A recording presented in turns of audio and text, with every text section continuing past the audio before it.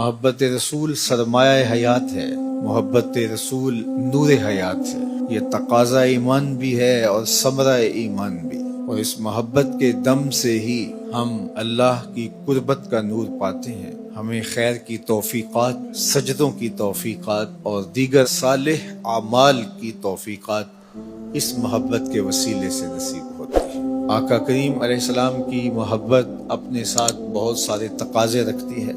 حضور علیہ السلام کی محبت کے نتیجے میں بہت ساری ذمہ داریاں ہمارے اوپر عائد ہوتی ہیں۔ اس محبت کے بہت سارے مظاہر ہیں اور اس محبت کے بے شمار ثمرات ہیں۔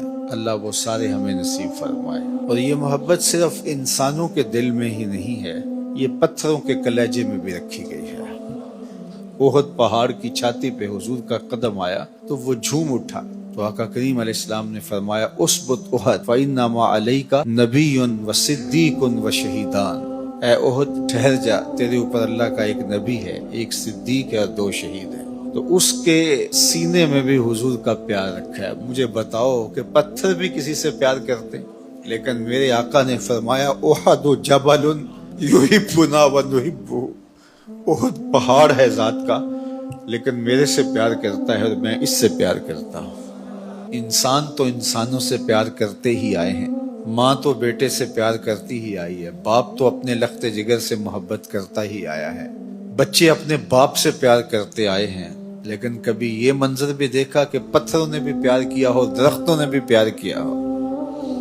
اگر دنیا نے حضور سے پیار کیا ہے تو آقا نے بھی پیار کی ریت نبھائی ہے، بلکہ پیار آیا ہی ادھر سے ہے۔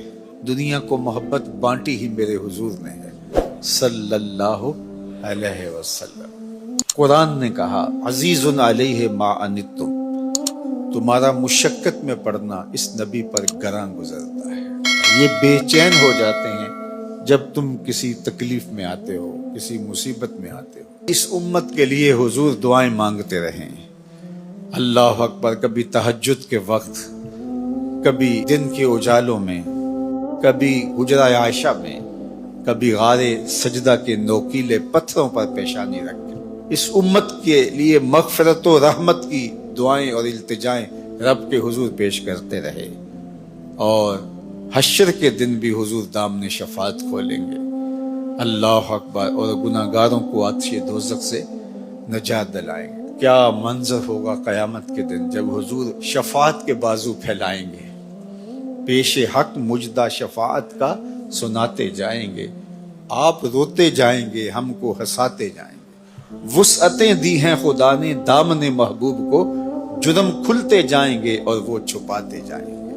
اللہ اکبر۔ کہا میرے رب نے مجھے اختیار دیا، یا تو آدھی امت کو ہم بخش دیتے ہیں بغیر حساب کے اور آدھی کا حساب لے لیں گے، اور یا پھر آپ کو حق شفاعت دے دیتے ہیں، آپ جس کو چاہے شفاعت کر کے بخشوا لینا۔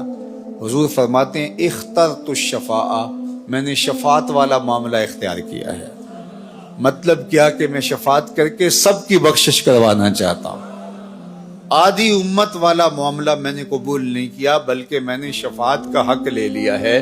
اللہ اکبر۔ یہ ہے حضور کی شفاعت کے رنگ۔ وہ کسی نعت خواہ نے پڑھا کہ وہ اپنا مقدمہ کیسے ہار سکتا ہے جس کے حضور وکیل ہوں، تو میں نے ٹوک دیا تھا، میں نے کہا حضور ہمارے وکیل نہیں ہیں، شفیع ہیں۔